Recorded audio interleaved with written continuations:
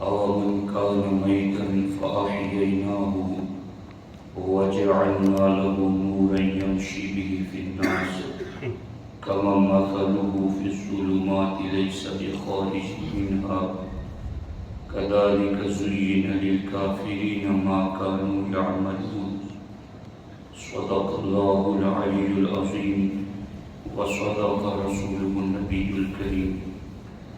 انتہائی احترام و عقیدت کے ساتھ حضور سید المرسلین خاتم الانبیاء شفیع المذنبین رحمت للعالمین خاتم المعصومین راحت العاشقین صلی اللہ تعالی علیہ وآلہ واصحابہ وبارک وسلم کی بارگاہ میں اپنی غلامی کا ثبوت دے، اور جس طریقے سے میں پڑھا ہوں میرے ساتھ مل کر حضور دل کے ساتھ نذران محبت پیش کریں۔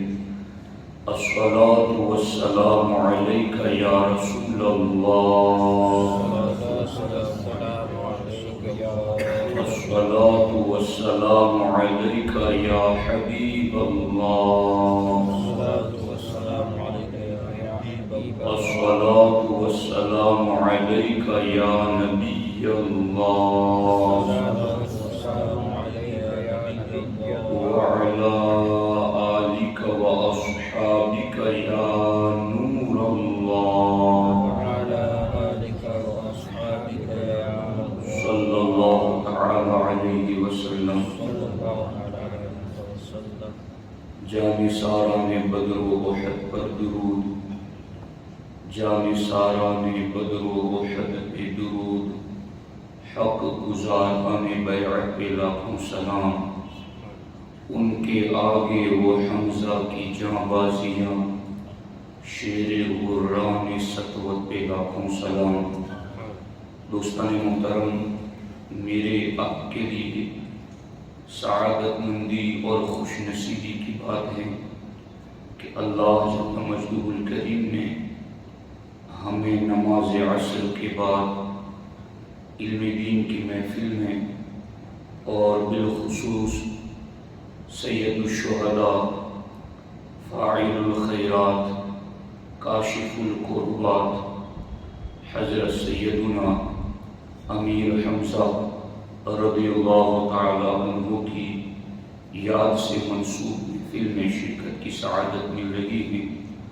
اللہ جل مجدہ الکریم ان کے فیوض و برکات سے ہم سبوں کو مالا مال فرمائے۔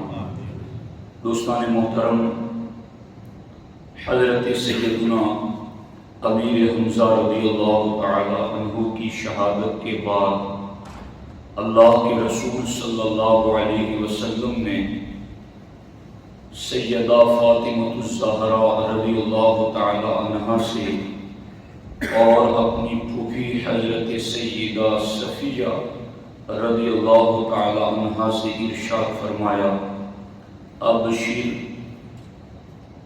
خوش ہو جاؤ، اتانی جبرائیل، ابھی میرے پاس جبرائیل آئے تھے، فاخبرنی، اور جبرائیل مجھے یہ بتا کر گئے ہیں، ان حمزہ مکتوب فی اہل السماوات حمزہ بن عبد المطلب اسد اللہ و اسد رسولہ۔ جبرائیل مجھے یہ بتا کر گئے ہیں کہ ساتوں آسمانوں میں حمزہ بن عبد المطلب کا نام یوں لکھا ہے کہ اسد اللہ و اسد رسولہ، کہ حمزہ بن عبد المطلب اللہ کے بھی شیر ہیں، اللہ کے رسول کے بھی شیر ہیں۔ آسمانوں میں ان کا نام یوں لکھا ہوا ہے۔ اور ہمارے آقا علیہ الصلوۃ والسلام نے ارشاد فرمایا، دخلت الجنت البارحۃ فنظرت، سرکار فرماتے ہیں گزشتہ رات جب میں جنت میں داخل ہوا تو میں نے دیکھا، فَإِذَا جَعْفَرُ يَطِيرُ مَعَ الْمَلَائِكَةِ، میں نے دیکھا کہ جنت میں حضرت جعفر فرشتوں کے ساتھ اڑ رہے ہیں۔ وَإِذَا حَمْزَةُ مُتَّكِئٌ عَلَى سَرِيرٍ، اور میں نے حضرت حمزہ کو تخت پر ٹیک لگائے ہوئے بیٹھے دیکھا۔ غور فرمائیں آپ، جن کے نام اسد اللہ، اسد رسول اللہ آسمانوں میں بورڈ کی صورت میں لگے ہوئے ہوں، جو جنت کے اندر تختوں پر ٹیک لگائے بیٹھے ہوئے ہوں، اللہ نے ان کو کتنی بلند شان عطا فرمائی ہوئی۔ دوستان محترم، یوں میرے سامنے اس وقت کافی احادیث اس حوالے سے موجود ہیں۔ سیدہ فاطمہ خزاعیہ کا بیان ہے کہ ایک دن احد کے میدان سے میں گزر رہی تھی، جب حضرت سیدنا امیر حمزہ رضی اللہ تعالیٰ عنہ کی قبر کے پاس پہنچ کر میں نے عرض کیا، السلام علیک یا عم رسول اللہ، اے اللہ کے رسول صلی اللہ علیہ وسلم کے چچا آپ پر سلام ہو۔ تو فاطمہ خزاعیہ فرماتی ہیں، مجھے مزار امیر حمزہ سے یہ آواز سنائی دی، وعلیک السلام ورحمۃ اللہ وبرکاتہ۔ ان کی قبر پر نور سے مجھے یہ آواز سنائی دی۔ بلکہ اس سلسلے میں ایک روایت میری نگاہ سے جو بھی گزری، جس کو امام اہل سنت نے بھی ذکر فرمایا، امام بیہقی نے اپنی دلائل میں اس کو ذکر کیا ہے۔ عطاف مخزومی کی خالہ، ان کا بیان ہے کہ ایک دن میں نے حضرت سیدنا امیر حمزہ رضی اللہ تعالیٰ عنہ کی قبر کے پاس نماز پڑھی۔ اس وقت جنگل بھر میں کسی آدمی کا نام و نشان نہیں تھا۔ جب میں بعد نماز مزار مطہر پر میں نے سلام کیا تو مزار سے سلام کا جواب آیا، اور اس کے ساتھ ساتھ یہ بھی فرمایا مزار سے، من یخرج من تحت القبر اعرف کما اعرف ان اللہ تعالی خلقنی وکما اعرف اللیل والنہار۔ قبر سیدنا امیر حمزہ سے یہ آواز آئی کہ وعلیک السلام ورحمۃ اللہ وبرکاتہ، اور اس کے بعد یہ جملے بھی ان کے مزار سے سنائی دیے کہ من یخرج من تحت القبر، کہ جو بھی قیامت تک میری قبر کے پاس سے گزرے گا، اعرف، میں اس کو پہچان لوں گا۔ کیسے پہچانوں گا؟ کما اعرف ان اللہ خلقنی، جیسے میں یہ پہچانتا ہوں کہ میرا خالق اللہ ہے۔ میں اللہ کو اپنا خالق ہونا جیسے پہچانتا ہوں، میرے مزار سے گزرنے والے کو میں ویسے ہی پہچان لوں گا۔ وَكَمَا أَعْرِفُ اللَّيْلَ وَالنَّهَارَ، جس طریقے سے میں رات کو رات پہچانتا ہوں، دن کو دن پہچانتا ہوں، میرے مزار پر آنے والے کو بھی میں ویسے ہی پہچانتا ہوں۔ اب جو عمرہ کی سعادت پا رہے ہیں، اب جو حج کی سعادت پا رہے ہیں، جب انہیں شرف ملتا ہے احد کی وادی میں جانے کا، اور وہاں وہ کھڑے رہ کر حضرت امیر حمزہ کی بارگاہ میں سلام عرض کر رہے ہوں، اس وقت ان کی نگاہ کے اندر یہ حدیثیں ہو تو پھر اس کا لطف ہی کچھ جدا ہوگا۔ چونکہ حضرت امیر حمزہ ان کے ایمان پر گواہ بن رہے ہیں، ان کے عشق رسول پر گواہ بن رہے ہیں، اور فرماتے ہیں من یخرج من تحت القبر، قیامت تک جو میرے مزار پر آئے، آج کی بات نہیں، کسی ایک کی بات نہیں، کسی خاص خطے قبیلے کی بات نہیں، کسی خاص رنگ و نسل اور برادری کی بات نہیں، جو بھی مومن میری قبر پر آئے گا، میرے مزار پر آئے گا، تو پھر میں اس کو ویسے پہچانوں گا جیسے میں اپنے خالق کو پہچانتا ہوں، جیسے میں رات کو رات ہونا اور دن کا دن ہونا پہچانتا ہوں۔ اور پھر جب وہ سلام کریں، یقین رکھیں کہ آج بھی امیر حمزہ اپنے مزار پر انوار سے اپنے غلاموں کو سلام کا جواب عنایت فرماتے ہیں۔ دوستان محترم، تو یہ فاطمہ خزائیہ کی بھی بات ہے اور عطاف مخزومی کی خالہ کی بھی روایت ہے۔ ان دونوں کو نظر میں رکھ کر کے جو وہاں حاضری دے گا، یقیناً پھر اس کو اس روحانیت اور اس لطف سے لذت محسوس ہوگی۔ اس سلسلے کے اندر روایتیں کافی ہیں، لیکن حالات اور ضرورت کے اعتبار سے میں چند روایتیں آپ کے سامنے پڑھ رہا ہوں۔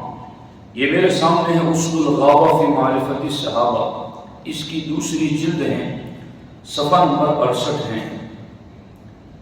اس میں حضرت امیر حمزہ رضی اللہ تعالیٰ عنہ کے اسلام لانے کا واقعہ بیان کیا گیا ہے۔ اس کو توجہ سے سنیے گا کہ حضرت امیر حمزہ رضی اللہ تعالیٰ عنہ کس طریقے سے ایمان لائے۔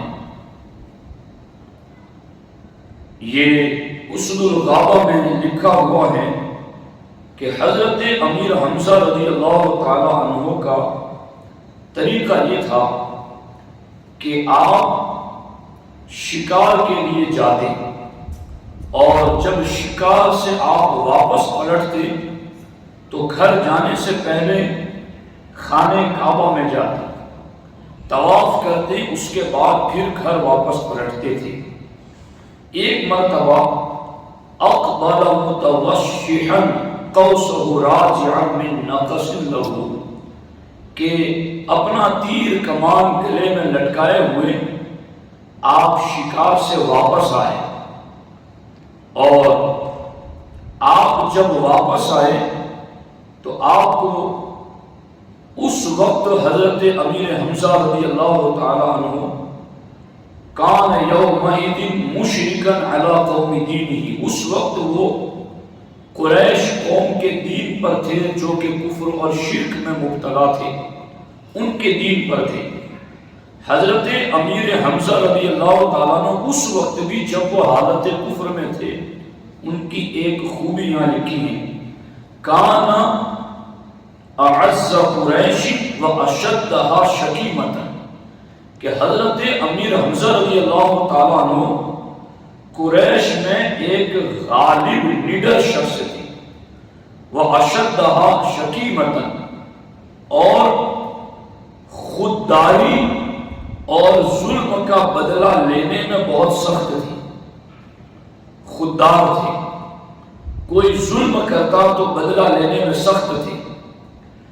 جب وہ شکار کر کے بیت اللہ پہنچے، وہاں سے گھر جا رہے تھے، تو ان کی باندی نے انہیں بتایا، یا ابا عمارہ، اے ابو عمارہ، چونکہ ان کی صاحبزادی کا نام عمارہ ہے اس لیے ان کا لقب ابو عمارہ ہے۔ اے ابو عمارہ، لو رأیت ما لقی ابن اخیک محمد صلی اللہ علیہ وسلم من الحکم آنفا، کہ کیا تم نے دیکھا نہیں کہ ابھی ابھی ابو جہل نے تمہارے بھتیجے محمد صلی اللہ علیہ وسلم کو کیسا کیسا بقا اور کیسا ظلم کیا ان کے اوپر، آذاہ و شتمہ، انہیں اذیت دی، انہیں معاذ اللہ برا بھلا کہا، وَبَلَغَ مِنْهُ مَا يَكْرَهُ، اور بہت ساری ناپسندیدہ باتیں اس نے تمہارے بھتیجے کے ساتھ کی۔ جب یہ سنا حضرت امیر حمزہ رضی اللہ تعالیٰ عنہ نے، فَاحْتَمَلَ حَمْزَةُ الْغَضَبَ، فَاحْتَمَلَ حَمْزَةَ الْغَضَبَ، تو حضرت امیر حمزہ رضی اللہ تعالیٰ عنہ کو غصہ آیا۔ اب یہ غصہ اگر کسی کا حق چھیننے کے لیے ہے، گناہ کے لیے ہے، تو یقیناً یہ غصہ برا ہے، لیکن اللہ رسول کے لیے غیرت میں غصہ آئے تو یہ غصہ بھی عبادت ہے۔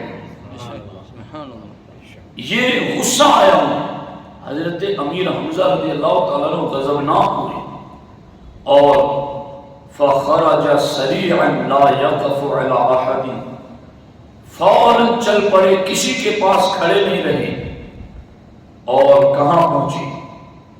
معدن لأبی جہل ان یقع بہ، ابو جہل کی تلاش میں چل پڑے۔ جب اس کو مسجد حرام میں لوگوں کے درمیان بیٹھا ہوا دیکھا تو حضرت امیر حمزہ رضی اللہ تعالیٰ عنہ رفع القوس، اپنی کمان جو گلے میں لٹکائے ہوئے تھے وہ نکالی، فَضَرَبَهُ بِهَا ضَرْبَةً، اور اس کو سر پہ مارنا شروع کر دیا، ابو جہل کو سر پہ مارنا شروع کر دیا، شَجَّهُ شَجَّةً مُنْكِرَةً، اور اس کو لہو لہان کر دیا، اتنی کمان کی ضربیں اس کے سر پر لگائی۔ وقامت رجال من قریش من بنی مخزوم الى حمزہ لینصروا ابا جہل، تو بنو مخزوم قبیلے کے قریشی چند کھڑے ہو گئے تاکہ ابو جہل کی مدد کریں، امیر حمزہ سے بچائیں۔ فقالو، تو سارے لوگوں نے امیر حمزہ کو کیا کہا؟ یہ دھیان میں رکھنے والی بات ہے، اس کو دھیان سے سنیے کہ حضرت امیر حمزہ کو نبی کے لیے غصہ آیا، نبی کے دشمن پر، نبی کو مغلظات بکنے والے پر حملہ کیا، اس کو مارا، اس کو لہو لہان کر دیا۔ تو اب جو کافر تھے ان کی گولیاں کیا تھی؟ فقالو، تو سارے بنی مخزوم کے قریشی کفار نے کہا ما نراک یا حمزہ الا قد سوات، اے حمزہ ہمیں تو لگتا ہے کہ تو پھر گیا ہے، جی اے حمزہ ہمیں تو لگتا ہے قد سوات، تو ثابت ہو گیا، تو پھر گیا ہے، تو نے اپنے باپ دادا کے دین کو چھوڑ دیا۔ حضرت سیدنا امیر حمزہ رضی اللہ تعالیٰ عنہ نے ارشاد فرمایا انا اشہد انہ رسول اللہ وَأَنَّ الَّذِي يَقُولُ الْحَقِّ، تم کہتے ہو میں پھر گیا ہوں، میں گواہی دیتا ہوں کہ وہ اللہ کے رسول ہیں، اور وہ جو کچھ کہتے ہیں وہ حق ہی کہتے ہیں۔ فَوَاللَّهِ لَا أَنْسَوْا، تم یہ تانا مجھے دو گے کہ میں پھر گیا ہوں تو خدا کی قسم تمہارے اس تانے سے میں حضور کو چھوڑنے والا نہیں ہوں، لا انسو، حضور کا دامن نہیں چھوڑوں گا۔ فَمْنَعُونِي إِن كُنتُمْ صَادِقِينَ، اگر سچے ہو تو میرا راستہ روک کے دکھاؤ۔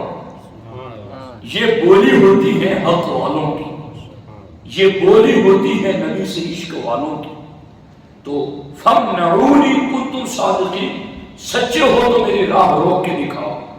قال ابو جہل، ابو جہل نے اس کے بعد کہا واللہ لقد سببت ابن اخیک سبا قبیحا، کہ اس بھتیجے نے تو مجھے بہت برا بھلا کہا ہے اور میرے ساتھ یوں کیا ہے۔ اس میں لکھا ہے کہ جب حضرت امیر حمزہ ایمان لائے، عرفت قریش ان رسول اللہ صلی اللہ علیہ وسلم قد عز وامتنع، جب حمزہ ایمان لائے تو سارے قریش جان گئے کہ اللہ کے رسول غالب آ گئے، اب کوئی ان کا راستہ روک نہ سکے گا چونکہ حمزہ ایمان لے آئے۔ تو یہ ہے سیدنا امیر حمزہ رضی اللہ تعالیٰ عنہ کا ایمان لانا۔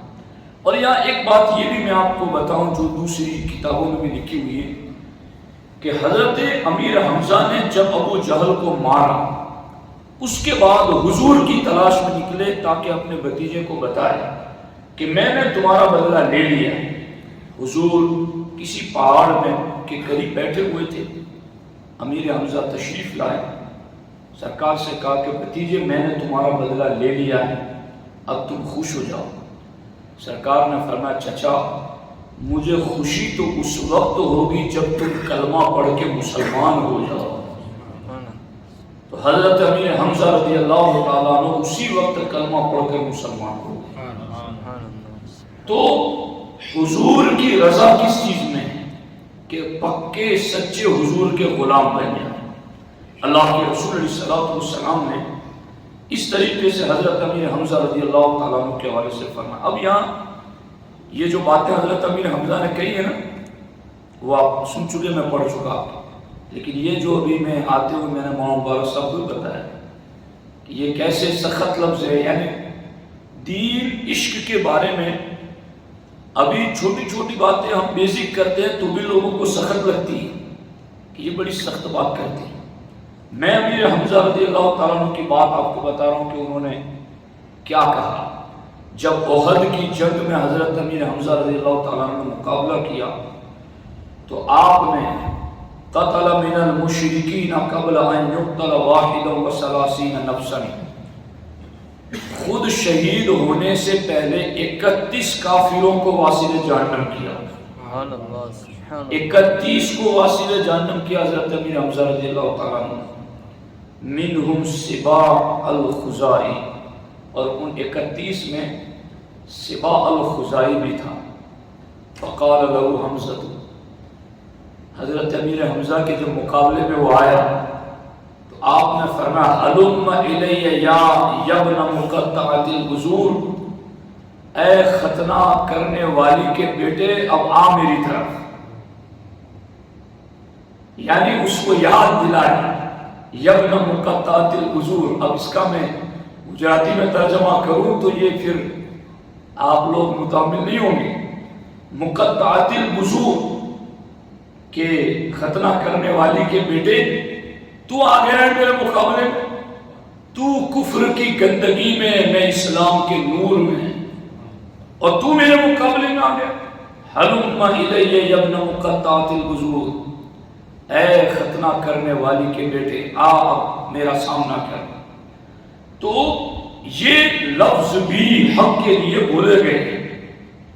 تو کبھی یہ احساس نہیں ہونا چاہیے جب حق کے لیے، اللہ رسول کے لیے خود کے غصے کی بات ہو مومن کے ساتھ تو شریعت نے کہا غصہ پی جاؤ، معاف کر دو، درگزر کر دو. مگر جب اللہ رسول کے دشمن کی بات آئے تو یوں ہمارے بزرگوں نے ایسے سخت اور شدید کلمات بھی استعمال کیے ہیں اللہ رسول کی رضا کے لیے.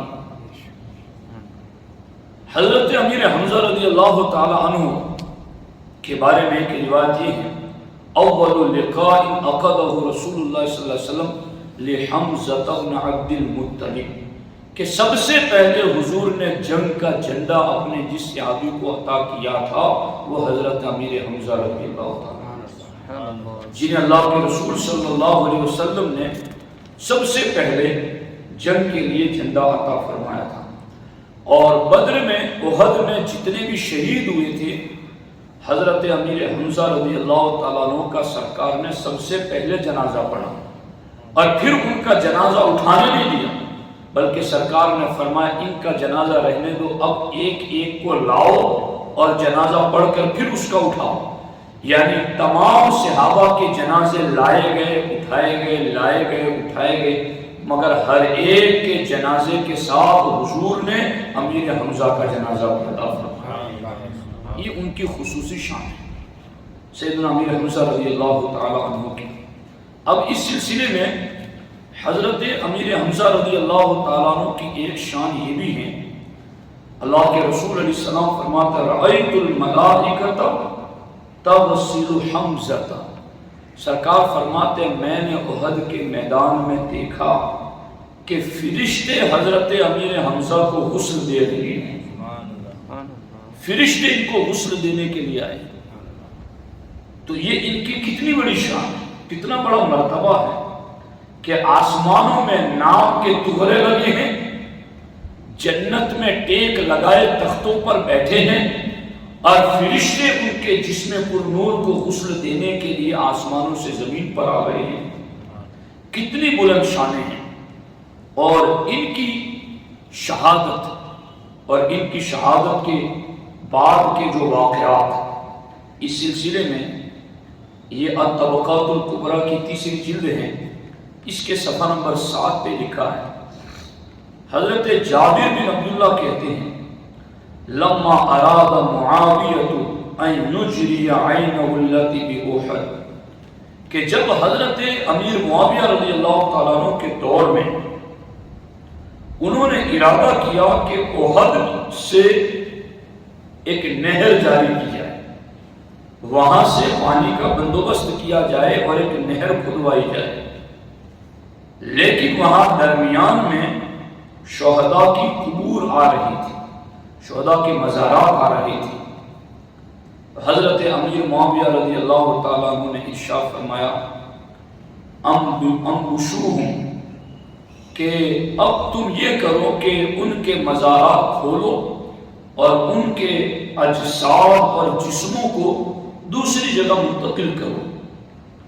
تو اب حضرت جابر بن عبداللہ خود صحابی، وہ فرماتے ہیں فرأیتہم، تو میں نے دیکھا کہ جب قبریں کھولی گئی، جسم نکالے گئے، یحملون علی اعناق الرجال کأنہم قوم نیام، فرماتے ہیں جب قبروں کو کھول کر انہیں ہم نے دیکھا اور نکالا تو لوگوں کی گردنوں پر ان کے جسموں کو رکھ کر یوں دوسری قبروں کی طرف لے جایا گیا، لگتا تھا یہ تو بس آرام کر رہے ہیں، قوم النیام، یہ تو بس سوئے ہوئے۔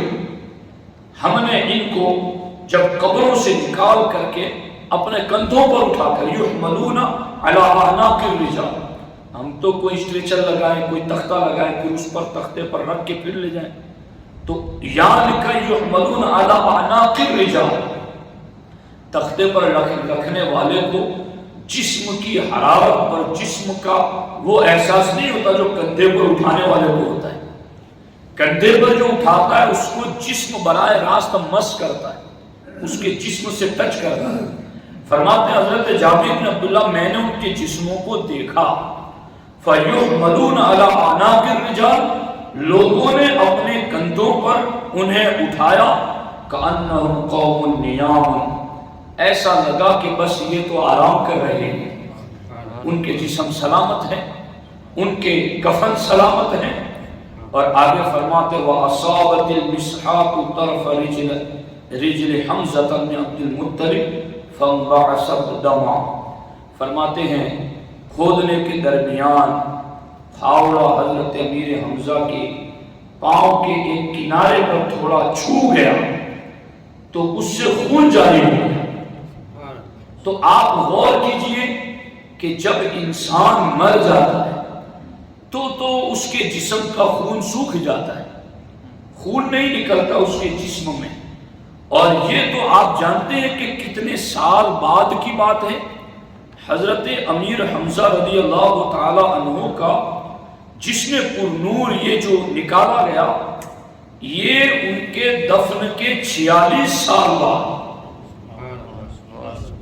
40 اور 6، 46 سال کے بعد ان کی قبروں سے ان کے جسم نکالے گئے، ان کے کفن بھی سلامت، بدن بھی تر و تازہ۔ تو پھر جان لو یہ شان ہے خدمت گاروں کی، تو سرکار کا عالم کیا ہوا۔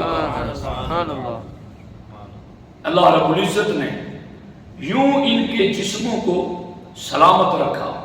اور ایک روایت میں یہ بھی ہے کہ حضرت امیر حمزہ رضی اللہ تعالیٰ عنہ کا ہاتھ ایک زخم کے اوپر رکھا ہوا تھا، اور جب وہ ہاتھ ہٹایا گیا تو اس سے بھی کچھ خون جاری ہوا۔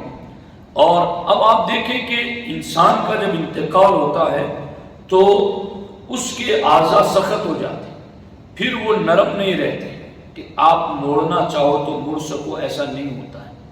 تو اسی لیے پٹی باندھ کر کے چہرہ بھی باندھ دیا جاتا ہے، منہ کھلا نہ رہے، آنکھیں بند کر دی جاتی ہیں، پاؤں کو ٹخنے دونوں انگوٹھے باندھ دیے جاتے ہیں۔ یہ ساری چیزیں کرنی چاہیے چونکہ پھر جسم بعد میں سخت اور کڑک ہو جاتا ہے۔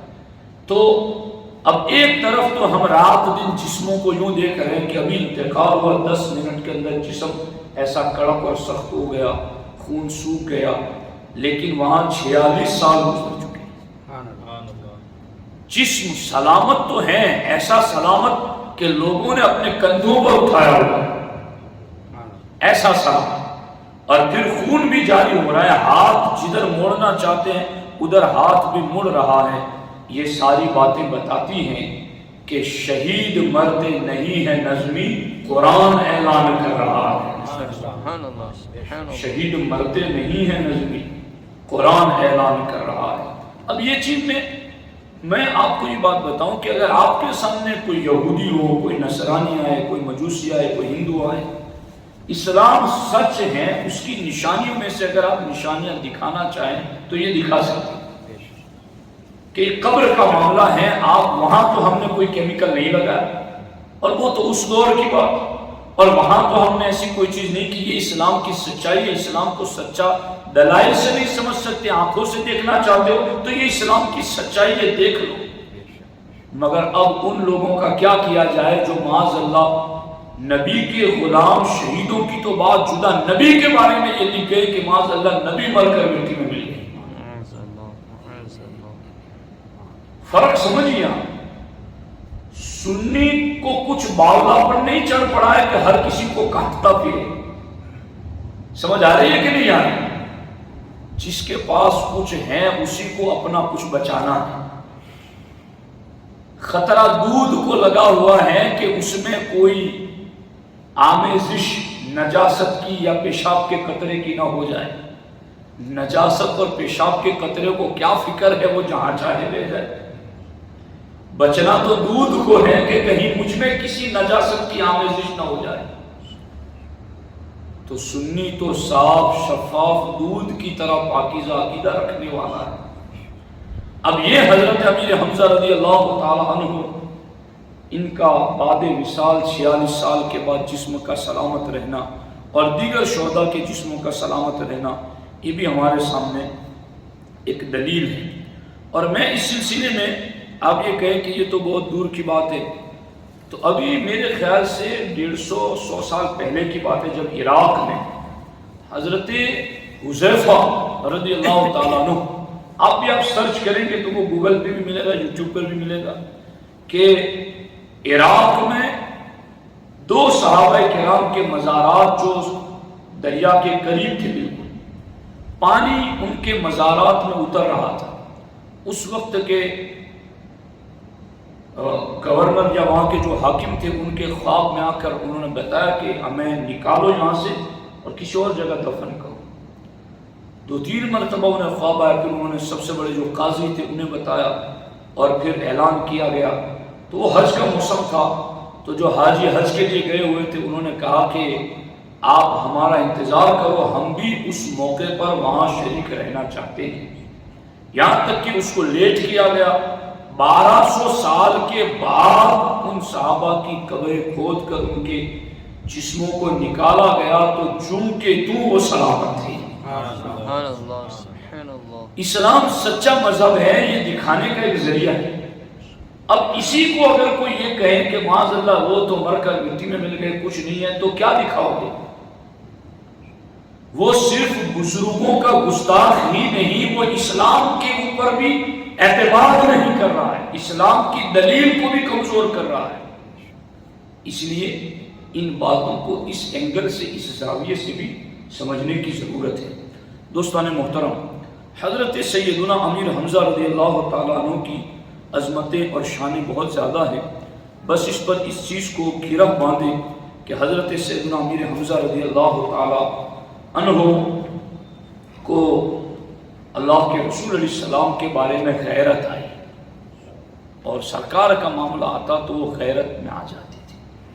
ایک روایت یہ بھی ہے کہ حضرت حمزہ نے حضور سے کہا ان یریہ جبرائیل فی صورتی، کہ حضور مجھے جبریل دکھائیں، میں جبریل کو دیکھنا چاہتا ہوں۔